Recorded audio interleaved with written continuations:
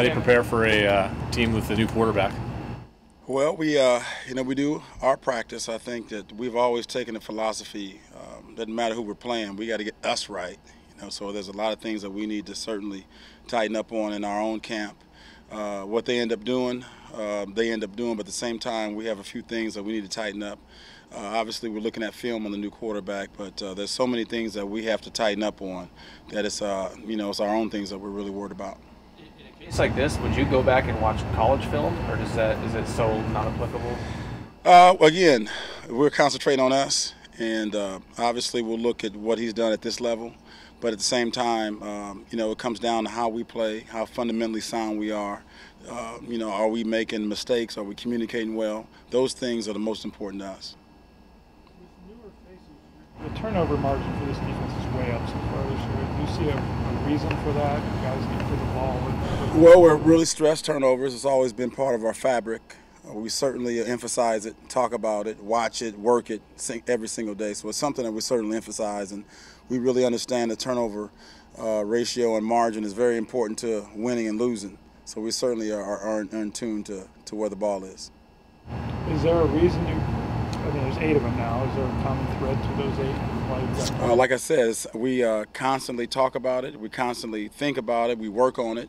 And certainly a part of our fabric of winning. We know that you get the ball, you win ball games. So we're certainly aware of and emphasize getting the ball.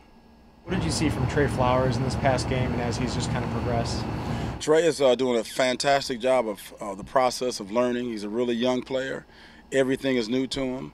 He's long and fast, and he's confident, and he's a really good football player. And we just feel like there's no limit for how good he can do, but at the same time he's young, and he's certainly really getting his technique down. But we like what we see so far. How incredible is it to see Earl miss a couple of days of practice and still be able to perform at that All-Pro level like he did?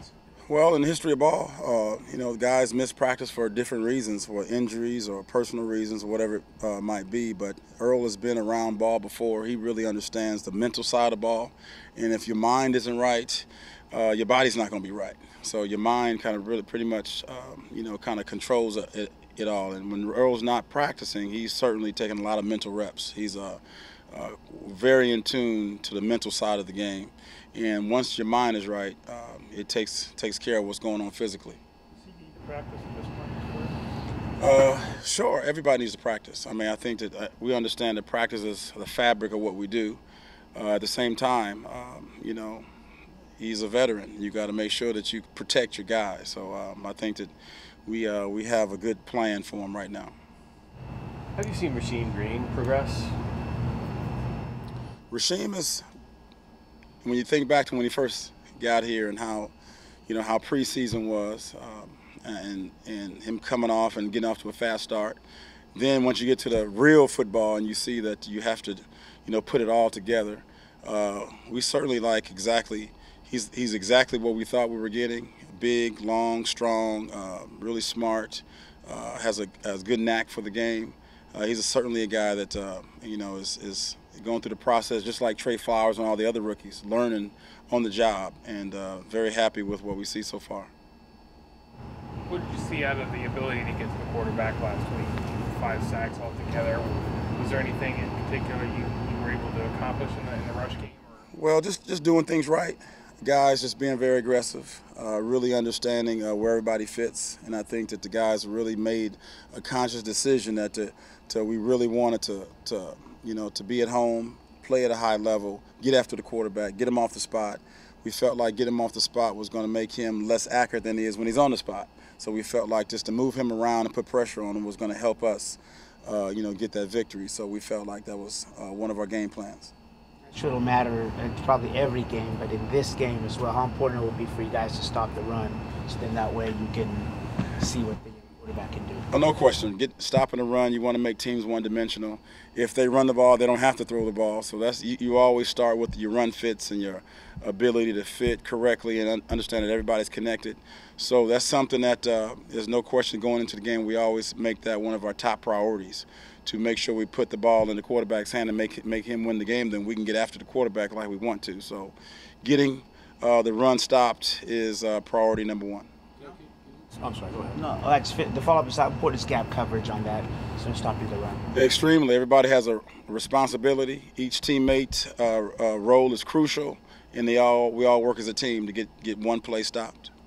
Can you expand on the mental side of a practice? I mean, like, he's there. He's just not doing it physically. Like, how much can a player, because you've had guys sit out with injuries, how much can a guy get out from just going through the mental reps, and what is he doing actually during practice? Well, everybo's different. Earl's in all the meetings. He's taking all the notes, communicating well with the coaches and the players.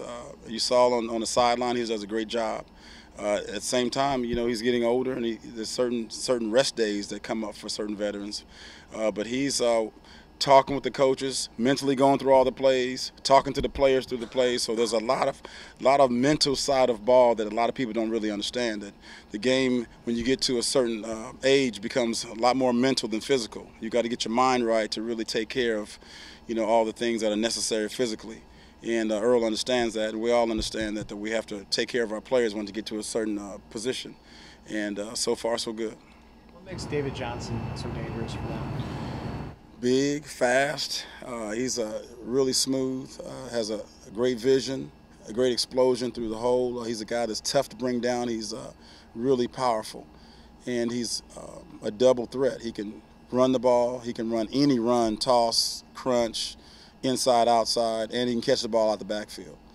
So he's a double threat for us. He's a guy that, as you know, in his past, he's probably the best football player on the team. Anything else? Thanks, Coach. Thank you.